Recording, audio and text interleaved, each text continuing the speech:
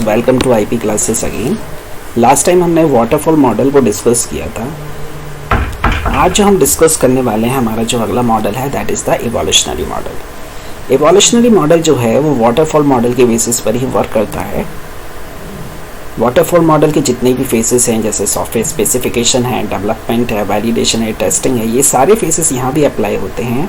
लेकिन इन सारे फेसेस में हम कस्टमर को इन्वॉल्व करते हैं, यानी customer is involve in each and every faces and customer feedback is very important while the development process.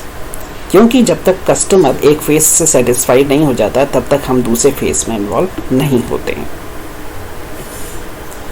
यहाँ पर कस्टमर सेटिस्फिकेशन बहुत मायने रखता है।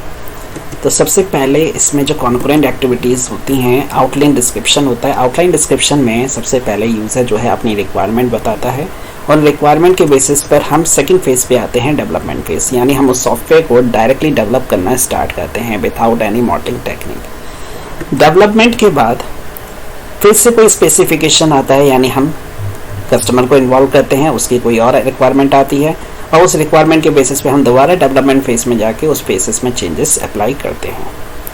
और ये साइकिल चलती रहती है जब तक सारे स्पेसिफिकेशन क्लियर होके डेवलपमेंट नहीं हो जाता। डेवलपमेंट होने के बाद हम नेक्स्ट फेज में जाते हैं, वैलिडेशन। यहाँ हम टेस्टिंग करते हैं। अगर कोई टेस्ट फेल होता है तो दोबारा से डेवलपमेंट फेज में जाते हैं, दोबारा से उसमें चेंजेस करते हैं और ये साइकिल जो है रिपीटेडली चलता रहता है। यानी डेवलपमेंट से वैलिडेशन, वैलिडेशन से डेवलपमेंट, इसी तरह स्पेसिफिकेशन से डेवलपमेंट, डेवलपमेंट से स्पेसिफिकेशन। और ये साइकिल जब तक चलता है जब तक आपका डेवलपमेंट कंप्लीट नहीं हो जाता। एक बार डेवलपमेंट जब कंप्लीट हो जाता है तो हम अपने इंटरमीडिएट वर्जन से इंटरेक्ट करते हैं। स्पेसिफिकेशन जो है वो इनिशियल वर्जन से इंटरेक्ट करता है और वैलिडेशन जो है हमारा फाइनल वर्जन का पार्ट है, जिसका इंटरेक्शन हमेशा फाइनल पार्ट से होता है। तो ये सारी चीज़ें कस्टमर को इन्वॉल्व करके सारे फेसेस कंप्लीट किए जाते हैं। इस तरह से इवोल्यूशनरी मॉडल वर्क करता है। इसके कुछ एडवांटेजेस हैं। सबसे पहला एडवांटेजेस, एरर इसमें काफ़ी हद तक रिड्यूस हो जाता है, क्योंकि हम हर एक फेस में टेस्ट केसेस परफॉर्म कर रहे हैं, कस्टमर को इन्वॉल्व करके चल रहे हैं, इसलिए एरर आने के चांसेस बहुत कम होते हैं।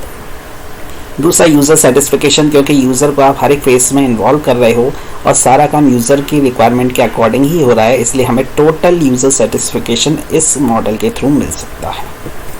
नेक्स्ट, हाई क्वालिटी, क्योंकि हर एक फेस को इंडिविजुअली इम्प्लीमेंट किया जा रहा है, यूज़र के साथ इन्वॉल्व किया जा रहा है और प्रॉपरली टेस्ट किया जा रहा है, इसलिए ओवरऑल सॉफ्टवेयर डेवलप जो होगा उसमें हमें हाई क्वालिटी अचीव होगी। लो रिस्क बहुत कम हो जाता है, क्योंकि हम नेक्स्ट फेज पे तब तक नहीं आते जब तक प्रीवियस फेज कंप्लीट नहीं हो जाता और प्रीवियस फेज भी हम यूज़र के इंटरेक्शन के साथ ही कंप्लीट करते हैं, इसलिए रिस्क आने के चांसेस बहुत कम हो जाते हैं। इसके बाद last advantage, reduction in cost reduce हो जाती है, डेवलपमेंट कॉस्ट रिड्यूस हो जाती है, मॉडलिंग कॉस्ट रिड्यूस हो जाती है, टेस्टिंग कॉस्ट रिड्यूस हो जाती है, क्योंकि सारे फेसेस अपने आप में इंडिविजुअल फेसेस हैं और यूज़र इंटरेक्शन के साथ ही हर एक फेसेस को हम डिज़ाइन करते हैं। और ये एक स्ट्रक्चर एनालिसिस है, यानी इसका एक प्री डिफाइंड स्ट्रक्चर है और उसी के बेसिस पे हम काम करते हैं, इसलिए इसकी कॉस्ट काफ़ी हद तक रिड्यूस हो जाती है। तो ये कुछ एडवांटेजेस थे हमारे इवोल्यूशनरी मॉडल के।